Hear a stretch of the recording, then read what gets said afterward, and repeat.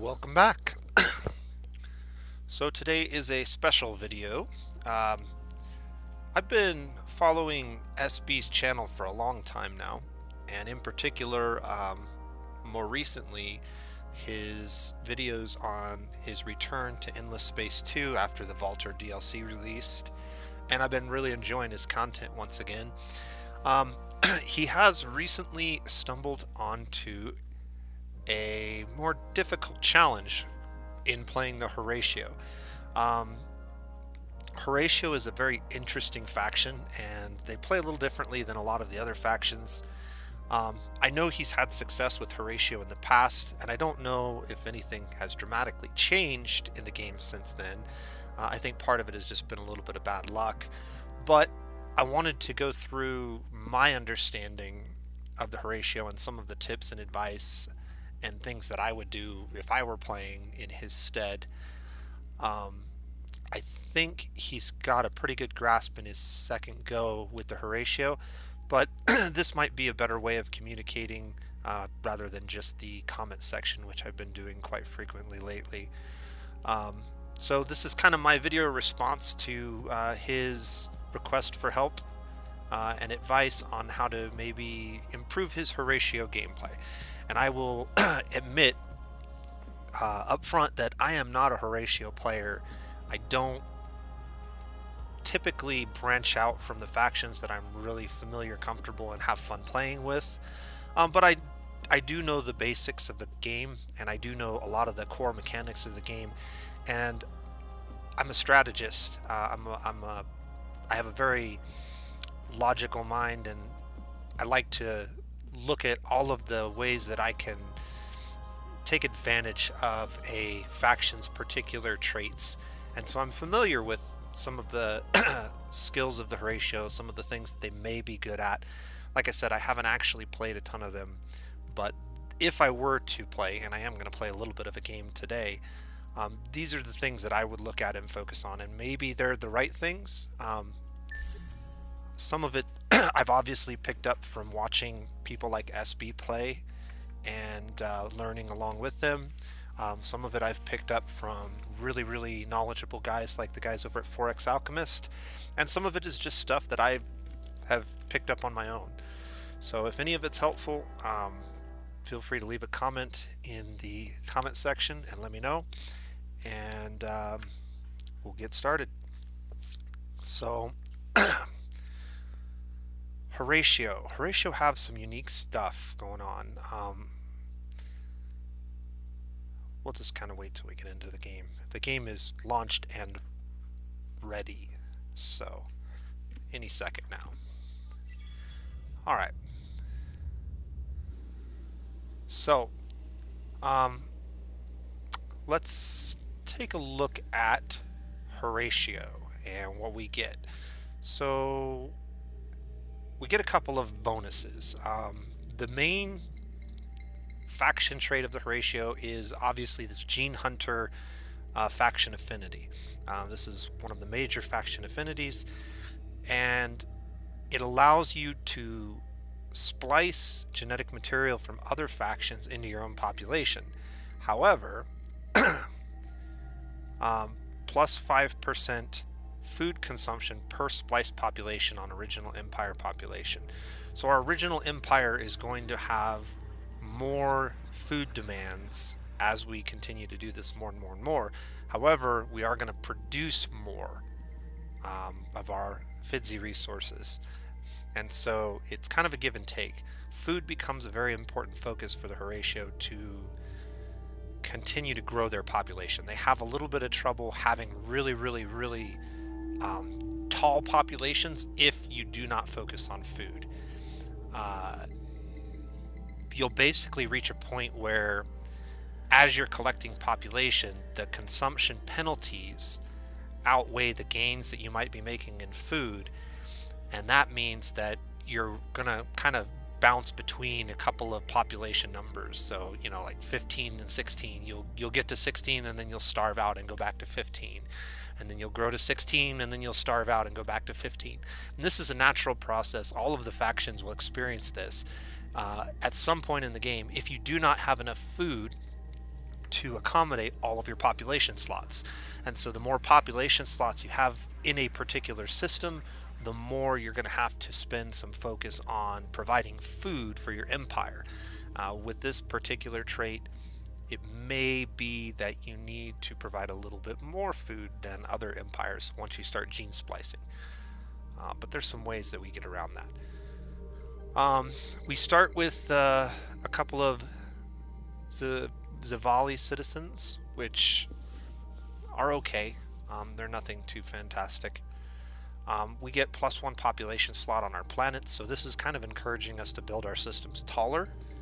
Our population bonuses also kind of encourage that. And then we have this interesting trait. What it does is it provides a reduction to the approval penalties on systems. And so I'm not 100% certain if this applies to all approval penalties on systems or just expansion disapproval, or not expansion disapproval, overpopulation disapproval. So we'll have to kind of pay attention when we jump into the game and see how this interacts. For example, if I settle on a toxic planet, that would normally be a -8 penalty to approval per population pip. If this works the way I think it does, it should only be -6 for our Horatio population. It might even be for all of our population, including our minor civs, because it doesn't say original empire. So it may just flat out reduce those. It may also only reduce the approval penalties for the overpopulation slots, and I'm not sure on that, so we'll check that when we get into the game. But either way, what it allows you to do is it allows you to build your empires very tall very quickly without the normal crippling effect to your economy that the disapproval would normally provide, because you can go taller before you hit the same thresholds that other factions do. So you're still going to have to build approval buildings, but you can wait. You can do it a little bit later in the game. Perfect genes, hero recovery rate on heroes. This is not a really great trait. It does allow you to do some riskier things with your heroes militarily, and since your military tends to be weaker, there's a good chance that you may have an injured hero at some point in the game. So that's important. Price of perfection. This is really unfortunate trait. It's one of the most crippling traits for the faction. 25% ship cost on systems means that you just cannot compete in a military engagement with most other players. You will not be able to produce the quantity of fleets that they can in the timeliness that they can. Definitely not in the early game. And even in the mid to late game, when your population bonuses start to kick in and you can kind of claw back some of this loss, I just don't see you outpacing somebody like the United Empire or the Riftborn in a military, or even the Cravers for that matter, in a military conflict where they're just constantly going to have more ships than you because they can produce them faster. We start with rare earth phones, which allow us to colonize Mediterranean planets. And we start out with off-world agribusiness, which allows us to perform diplomacy with minor factions, and that's an important part of our early game. Minor factions are pretty important to what we do. So we'll look at that a little bit more in a moment. Let's jump over here, and we start with the dictatorship. 1.5 senator skill effects on heroes. Rebellions start developing when the system is unhappy. We get 1 political party represented in our Senate. And the ecologist party that we start with is pretty interesting and unique. So hardship ready. This gives us a couple things. It enables us the ability to colonize most planets in the system, any non-gas planets essentially. However, we suffer a minus 25% FIDS penalty until we get the correct technology for living on those planets. We also get a flat bonus of plus 15 approval on all of our systems. So we start with a bunch of approval, and we can colonize some of the harsher planets which tend to have heavy approval penalties. What this allows us to do is two things.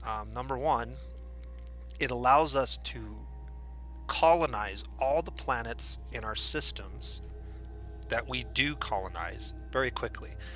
And that has an important effect. Most of the other factions have to wait to colonize the rest of the planets in their systems because they need to first develop the technologies, and that takes time and it takes effort and resources to do that. So they're waiting in many cases to get those other planets colonized, and sometimes there's a significant amount of downtime between when they get one colonized and their population's sort of capped out and they're struggling with overpopulation penalties, and they get their next one available. That is not a problem with the Horatio faction.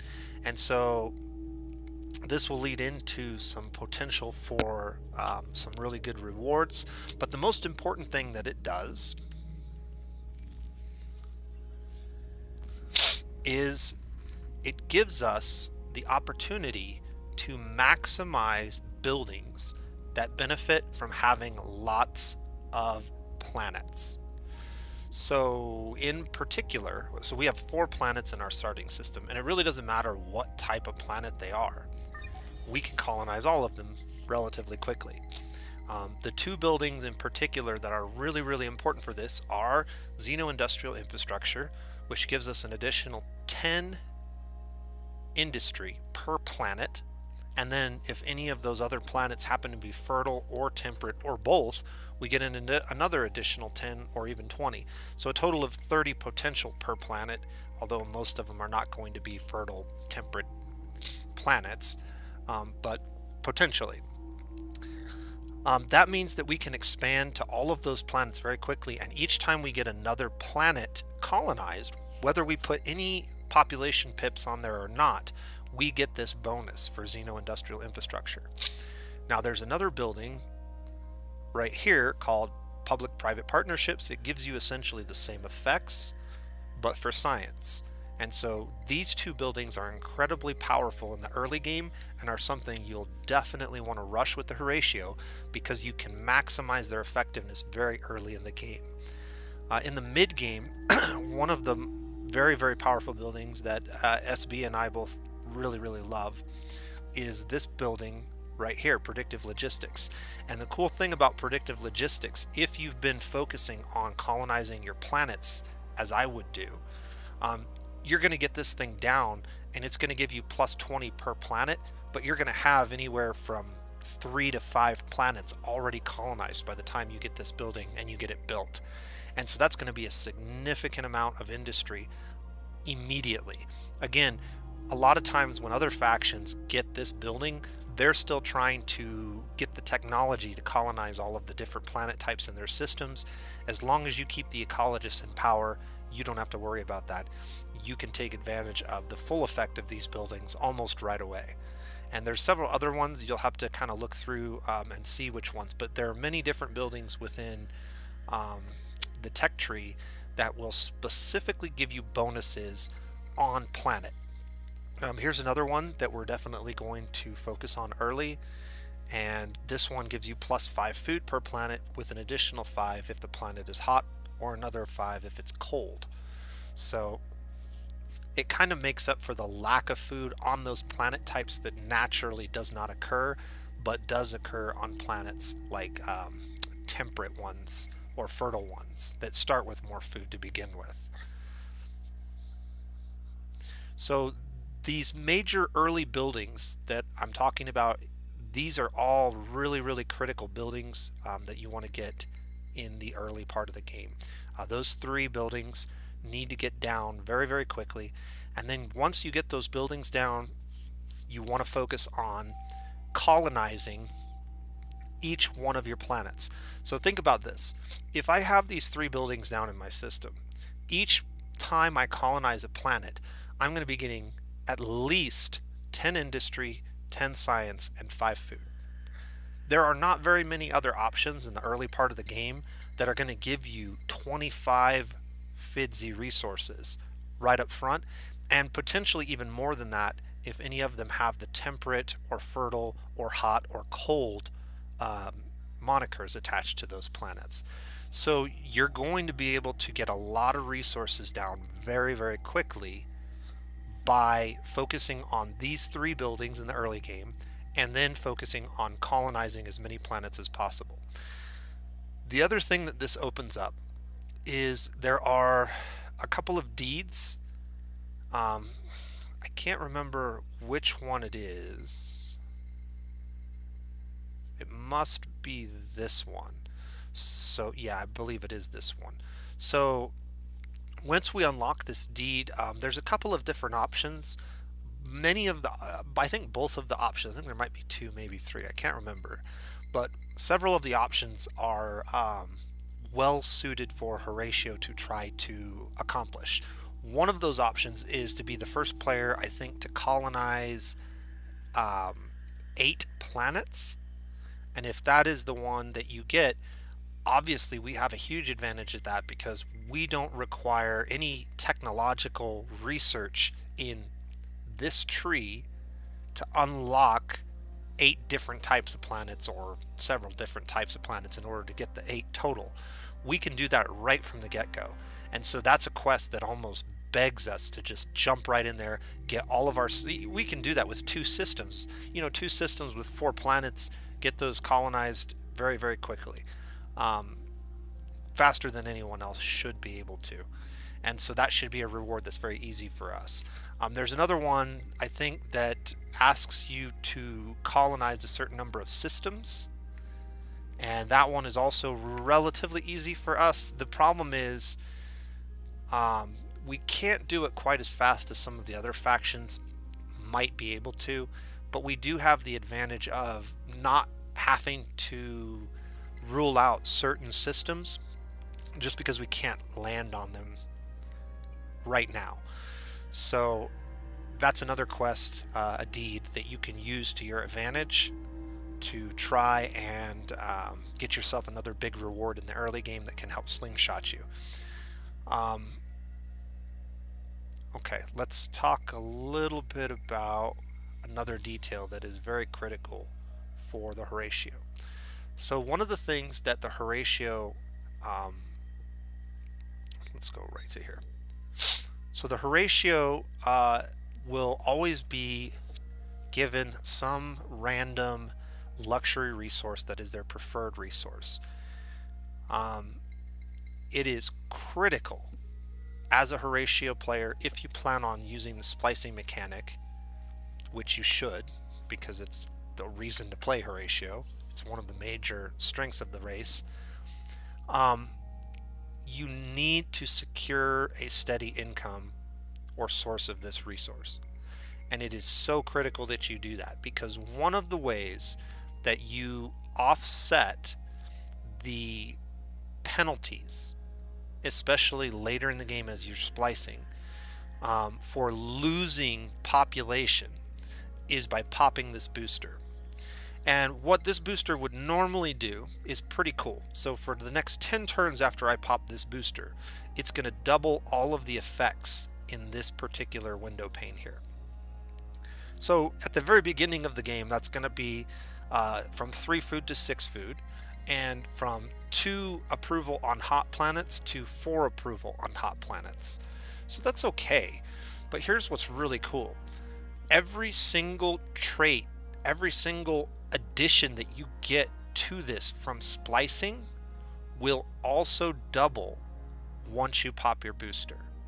And so if I splice, for example, well, here we go. If I splice these guys, I get +2 approval and +1 science on my Horatio. popping my Horatio booster after I've spliced these guys not only gives me a doubling of these effects, but it also gives me a doubling of these effects on my remaining Horatio population. And that is the way that you overcome the big hit, or in some cases small hit, but the hit that you take to your initial population. You overcome it by using your population booster and making sure that this is running as frequently as possible, and specifically immediately after you splice a population, to help you recover those lost people more quickly. And that specifically comes from the extra food that you'll get, but also there will be other factions that will provide even more food, and food on certain planet types and whatnot. And so all of those bonuses to food, when you lose population, it's easier to grow from the smaller numbers. So, you know, to get from 1 to 2 and 2 to 3 and 3 to 4, so on, it's a little bit faster the further down the chain you are, and because the consumption rate's smaller, so you actually have a faster rate of accumulating what we're going to talk about next, which is something that SB pointed out in the previous episode that he did. Here we go. Okay, so our food stock population growth is based on 300 units of food being collected. Every system will collect a large pile of food every single turn. That food will be distributed into certain bins, you can think about it. And one of those bins is the population growth bin. So right now we have 37 units of food every turn getting deposited into our population growth bin. This number is not static. It is dynamic, and it changes quite frequently depending on all of the other factors that are going on in your system. So if we mouse over the food, we can see that we're currently getting 35 food from our colony base, which is a static number. We're getting 24 food from planet, and that is from the 3 population that we have on here. And one of the things that I was trying to communicate to SB while he was playing, which he can't hear me, was when you're talking about population, you want to do a quick count of, hey, what does each pip give me when I'm on this system? Every population pip that I put on this planet, how many resources is it going to give me? Here's a really cool trick, SB, if you're listening. Press the space bar when you're in your system, and it will tell you how many resources each population pip gets from the planet. And it will also show you if any populations have special synergies on that planet, and will give you an indication of what those synergies might be. What it doesn't show here is the population's natural collection bonuses, which you'll still have to mouse over them to see. So it won't actually count the +3 food, nor will it count the approval in this particular portion of the screen, or any other, industry or any other thing like that, because those are unique to the population pips. But for example, if I put a building down that gives me something like +3 industry per population with a strategic resource, and there's a strategic resource on that planet, that will show up here. And so these numbers will dynamically change as you get system improvements, or anomalies uncovered, things like that. Those things are calculated into these numbers here. But this will give you a very quick way to visually see, hey, I need more industry, or hey, I need more food. Where do I need to move my population pips to fix my food problems in this system, or my industry problems, or my dust problems? So use the space bar when you're trying to figure those numbers out. But you will still have to add back in the +3 food from these, the +2 approval from the HOTS. So those kinds of things are important. But that's a really cool little screen to help you out with that. Okay, so back to food. We currently have 2 structures that are providing us food, or one structure that's providing us food. That's our colony base. It's a static building. I think this is, I'm not sure. this is the colony base that's on every colony that you settle eventually. It kind of gives you some base output for everything. This one may only be in the capital. I can't remember if one of these is only a capital building or not. We'll have to look. But every system will have those base outputs, and then you'll get additional outputs for each population pip that you have. So that's where the 24 is coming from, which is quite a large amount of food actually on this system. But the 3 population pips that we have are currently consuming 22.2 food per turn. Now those 3 population pips, it's not a linear equation, and so each population pip that we add will increase that by a nonlinear factor, and so it gets bigger each population pip. And at some point, if we're not constantly increasing our food with our population, we'll kind of cap out and we'll hit that fluctuation point that I talked about earlier, where it'll actually go from positive growth in 9 turns to negative growth. And if this meter gets down below 0, you'll actually lose one of your populations, at which point, depending on your consumption rate and your food, there will be a certain population total where by dropping 1 you'll grow, and by adding 1 you'll fall. And so you'll just kind of fluctuate between those two every couple of turns.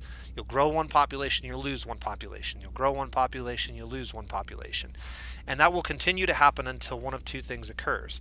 One of 3 things occurs. Either A, you gain more food, at which point you can then increase the threshold, or B, you have maxed out the population of your system entirely and you can no longer grow any population at all, or C, you've somehow lost food. Maybe you, during an invasion, one of your food buildings got destroyed or something, and you are going to then continue to lose food until you find the new point at which your food can sustain your population, and you'll fluctuate around that number. So that's why constantly focusing on food is really important for the Horatio, because once again, they like to build really, really tall empires. They don't like to be spread thin, but they like to have lots and lots of population on lots and lots of planets. And they are well adapted to doing that for a variety of reasons. So this is the interesting ability that we are allowed, and this can very significantly solve some of our issues and also help our systems grow. So you can see we went from 9 turns down to 6 turns to gain a new population by throwing propaganda on here. That is assuming that propaganda is going to stay on here and that these rates are going to be maintained. And you can see by throwing propaganda on there, we've increased our food quantity by about 18, 19, 12 and 7, or 12 and 6, yeah. It's about 18 points, give or take. 11.8 from the 20% from propaganda itself, and then because our approval moved up to the happy mark, we actually earn an additional 10% on systems. Happiness is a real key factor in keeping your food high, because the higher levels of happiness give you more food, and they also give you more influence, which is useful. They do not, however, give you more industry. They used to give you more industry in some of the earlier games, in particular Endless Legend. And so that's an important distinction to make. We no longer get industry bonuses for being happy.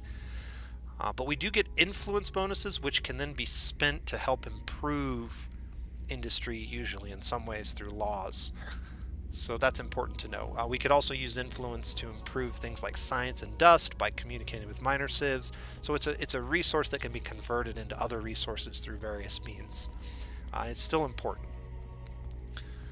especially in the early game when there's not a lot of good ways to gain influence, and maintaining a higher level of happiness or ecstatic if you can manage it, which we're really close to actually. Um, that can be a real great way of getting the influence you need for those early tasks that you're trying to do, early laws, early communication with minor civs. We in particular have the ability to do that because we start with off-world agribusiness. So that's important to keep in mind, and you definitely want to consider running this on occasion when you're trying to do something specific like grow your population. This is not a bad thing to run. Even when you have structures that need to be built, it just depends on what your needs are. So for example, we could delay something like cerebral reality if we're getting plenty of dust and science from other sources in the early game, and run this for a couple of turns, which can accelerate what we're trying to do. So keep this ability in mind as you're playing, and especially keep it in mind as your populations start to get large. And let's say we reach a point where our population's big enough that the approval is starting to become a problem. We can use this to offset the approval temporarily until we can generate a new building that can solve that problem, either through science research or other means. And by having this in place and by having this higher, we actually also generate more science for our system. I know that shows up here somewhere.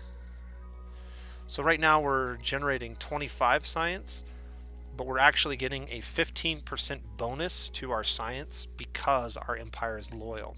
And so a portion of that 25 science is actually coming from this boost. If I wasn't in this state, we would actually be getting less per turn. And in fact, if I go here and I change this to drone networks, and then I go back here, you can see we went down to 19. That's not insignificant. That's almost 20%. Well, it's 15% obviously, but yeah, you can see that amount of approval significantly impacted our science. So by having higher science, you can get things researched faster, get the things you need researched faster while your approval is up using your ability. And then once you have the technology to fix your problem, you can switch gears, build those structures, and solve it that way. But it's kind of a neat little trick you can use.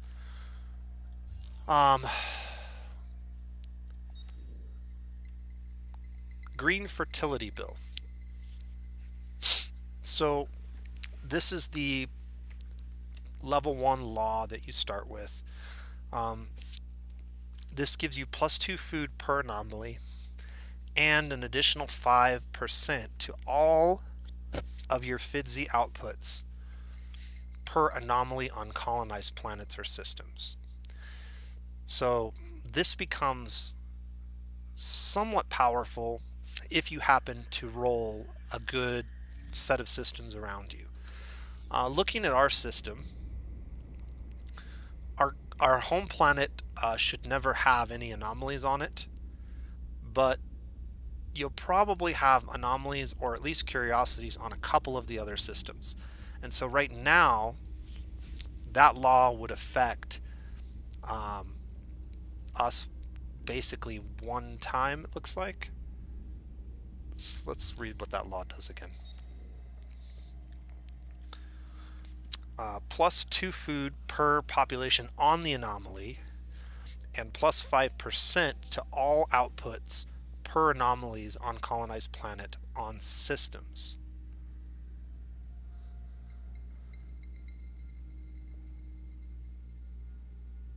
So right now, if we were to colonize this planet, we would get a +5% bonus to all of our outputs.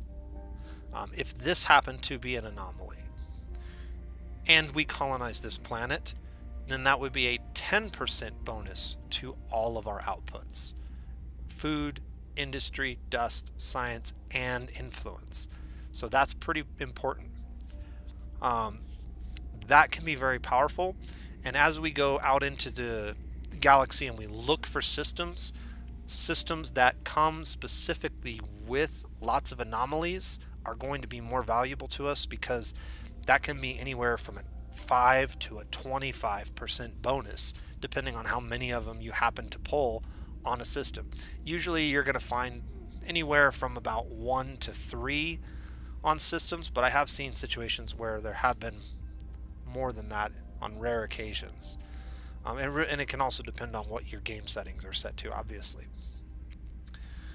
One other thing to keep in mind about food, coming back to food, is manpower. So one thing that will affect this further is if you start building ships, a portion of your manpower will be depleted to fill the ship. And as that happens, you'll have to restock the manpower on your planet. And as you're doing that, your food production is going to be reduced, because a portion of your total food is going to go into another one of those bins called restock manpower, which means it's not going to be going towards system growth. And so that's another situation where Horatio can have some problems, because let's say that we're growing a really big system and we're able to maintain growth and we have a good amount of food, and then all of a sudden we go to build a bunch of ships, and what happens is our population is so big, our consumption is so high, that if we pull a big portion of our system growth food out and we put it into manpower, we may not actually have enough food to maintain the population anymore, or it may just significantly slow our growth rate. But it's another thing that going into a military mindset with Horatio kind of is counterproductive to what you're trying to do, because the biggest advantage that you have is your population is amazing once you get it off the ground, but you have to get it going, and you have to get it going fast. Building ships is going to slow that down to some extent. The other thing that's going to severely slow it down, obviously, is when you send out colony ships. And so anytime you're sending out colony ships, a portion of the system growth food goes to the colony, and that means that your current system is not growing. Now, it does mean that you'll eventually get a new population on another system, which can be fantastic in itself. So it's definitely something you need to be doing, but at the same time, you have to kind of think about, where am I pulling these population from? How far are they going to have to travel? Is the system that I'm pulling from going to have enough food to maintain growth, or at least maintain its current population without losing any? And we saw SB had a little issue with that in the first playthrough with the Horatio, where he actually lost one of his population, just barely too. It was really a shame.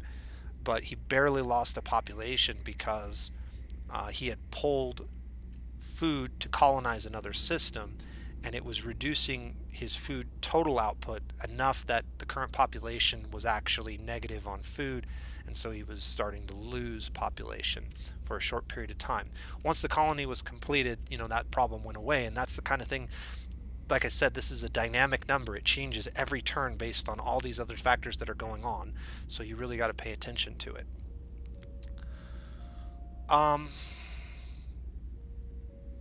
Okay. The last thing that I want to talk about is our hero. First of all, let's look at our hero ship and see if there's anything exciting here. So we only have 2 weapon modules, we have 3 defense modules, and we have 3 support modules. Early game ship design, if you're going to send this hero out, one thing that I might do is actually maybe throw some probes on here and do something like this, but it will depend on what our base explorer ships look like as well. and how we want to utilize them. One thing we could do with this hero ship is we could equip it like this temporarily as an upgrade, send out a supernova of probes like I've shown you in some of my other videos, and then reapply whatever design we want for actually going out and exploring. I tend to take the weapons off of my ships for that initial first 10 to 20 turns of exploring. I don't foresee my ships needing the ability to blockade, and I tend to find that it's a little bit cheaper, and you can do the refit with the probes multiple times on that first turn and really get some good intel on what's going on in your system. So throwing these probes on here initially to get the supernova ring of probes going out every direction is something I would consider, especially since you want to avoid colonizing certain types of systems if you have the option. And again, this is a problem where if you don't have the intel, if you're not sure what's going on around you, you may inadvertently colonize a system that's not as good as one that's right next to it, when you could have just taken a little bit longer and moved over. If we do make him a governor, which I think you probably should at some point, he offers additional food on the original empire, which is good because we need more growth. He also has this very, very cool ability, plus 10 on fertile systems and plus 10 on system. Once you get a fertile system, this would be a really good ability to put points in. Until you get a fertile system, maybe not.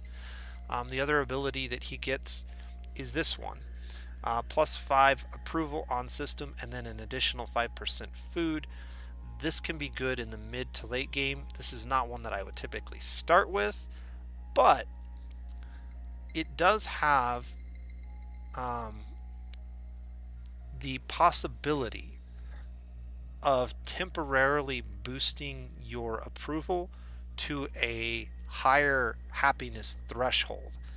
And if it does that, the effects would essentially be like 10% food, 10% influence, 15% science, 15% dust.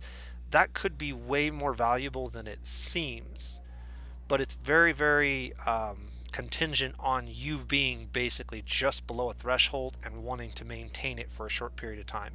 Usually approval just continues to spiral down as time goes on because populations grow. They tend to grow onto planets that have approval reduction more often than not, and so it's not going to be a long-term solution, but it could be a solution for a short period of time if you happen to get a skill point right at the time where you're on a threshold and you need just a little bit more, and you don't have another building, approval building or something that you can get it.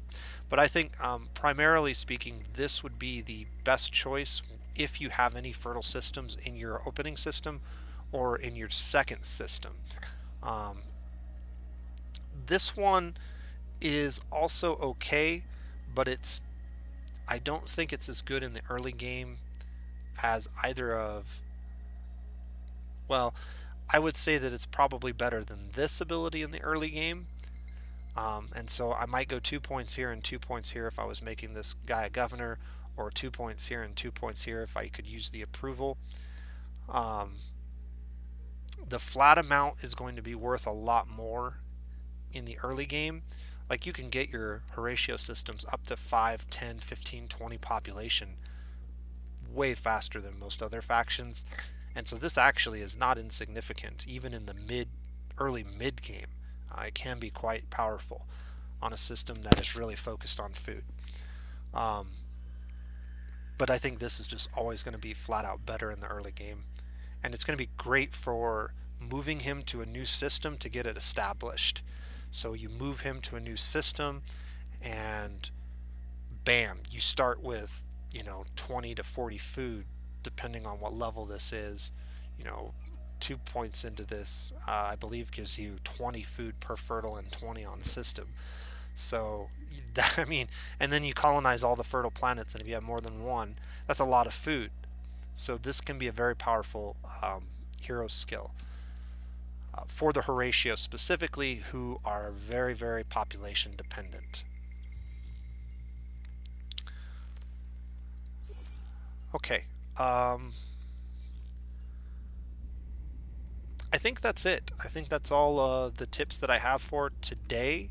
I'm not actually going to play this game. What I'm going to do is I'm going to go ahead and end this video, and then I may go ahead and record in the very near future a playthrough of Horatio, because I'm very intrigued at watching you play SB. I've had a lot of fun enjoying watching you both succeed and struggle. I tend to learn a lot more when you struggle, because I'm constantly racking my brain trying to think about how I would solve the problems that you're dealing with. And you have opened my eyes to a great number of insights. So I want to thank you again for all that you do for this community. And we'll see if maybe I can't put out some Horatio content in the near future for my own viewers. Until then, this has been The Nose Plays, and I hope you all have a great day.